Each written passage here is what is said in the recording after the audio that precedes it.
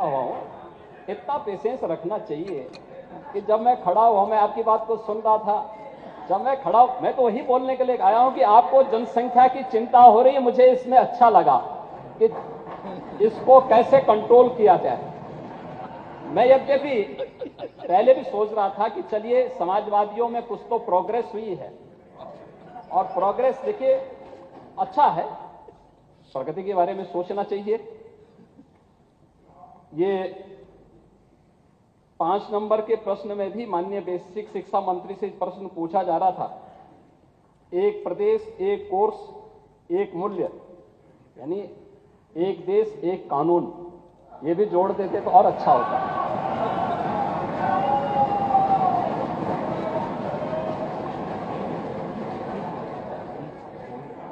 सरकार क्या कर रही है, ये तो सर्वे बताते हैं।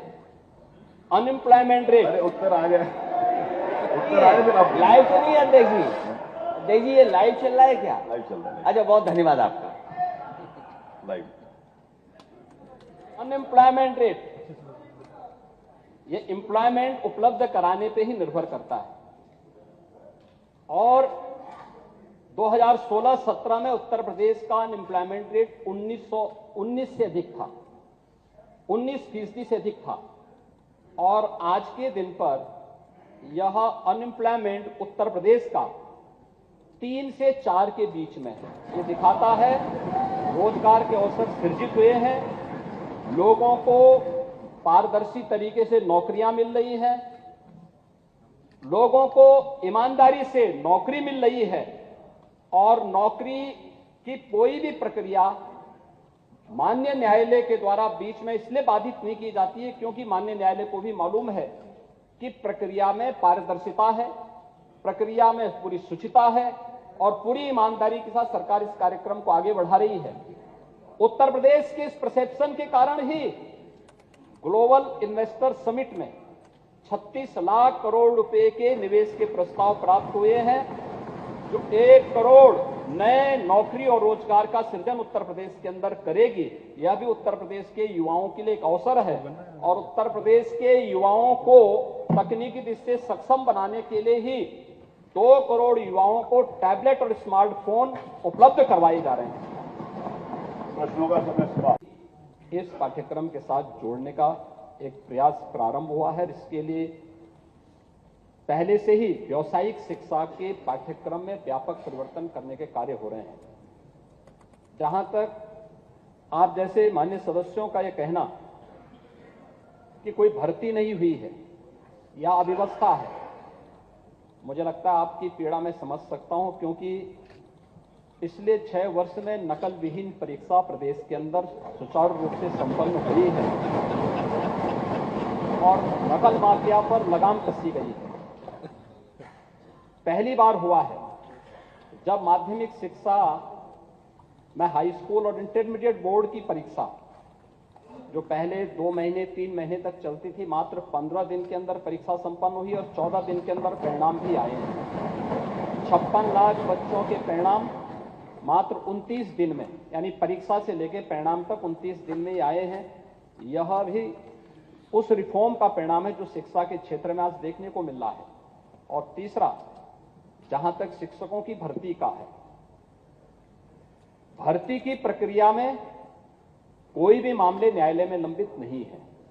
हां, जो मामले कुछ भर्ती की प्रक्रिया के बाद कुछ लोग न्यायालय में गए हैं, उससे संबंधित मामले वहां पर लंबित होंगे, वो अलग विषय है।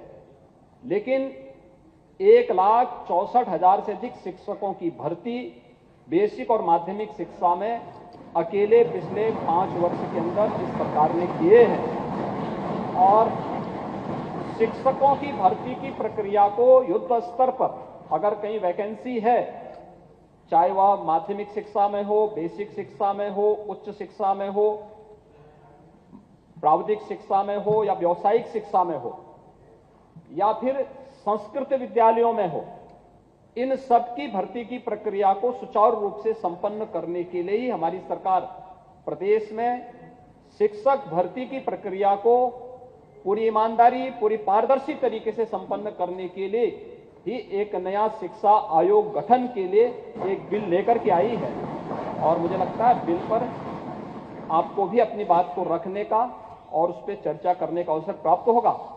जो भी अमूल्य सुझाव आएंगे सरकार उसका स्वागत करेगी। प्रश्न का 11 श्री अखिलेश, माननीय अखिलेश जी। अध्यक्ष माननीय नेता महोदय, अध्यक्ष महोदय, माननीय मंत्री जी की मैं बात सुन रहा था। माननीय मंत्री जी, वो माननीय मुख्यमंत्री जी ने भी बहुत सी बातें रखी अनएम्प्लॉयमेंट को लेकर के। अध्यक्ष महोदय, मैं आपसे माननीय मुख्यमंत्री से केवल इतना जानना चाहता हूं कि उन्होंने नेशनल एजुकेशन पॉलिसी पे बताया जो आने वाली है इनकी, जो आ चुकी है, लागू होगी। मेरा केवल एक छोटा सा सवाल है कि 2017 से लेकर के 2022 में जो एज ग्रुप है 15 साल का, उसमें कितने बच्चों की संख्या बढ़ गई है? 2017 से लेकर के 2022 तक 15 साल के ग्रुप में बच्चों की कितनी संख्या बढ़ गई है?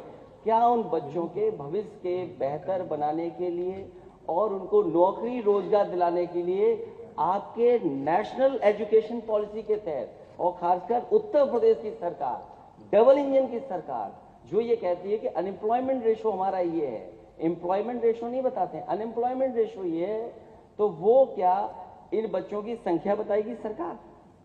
मैं अध्यक्ष महोदय माननीय मुख्यमंत्री से जानना चाहता हूं कि 2017 से 2022 के बीच में जो एज ग्रुप 15 साल का है वो संख्या कितनी होगी, कितने बच्चे आ गए होंगे उसमें?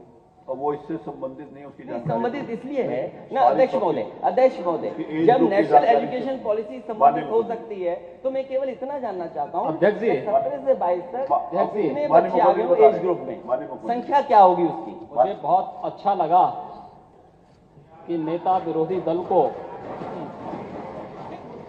अब जनसंख्या की चिंता होने लग गई है। अध्यक्ष महोदय, और सवाल ये है कि बात अगर मुख्यमंत्री जी 86 में को 56 बताना चाहें तो फिर बता दो 86 में 56। उसी को नियंत्रित करने के लिए ही हम लोग समान कानून की बात करना चाहते हैं। क्या बात है, क्या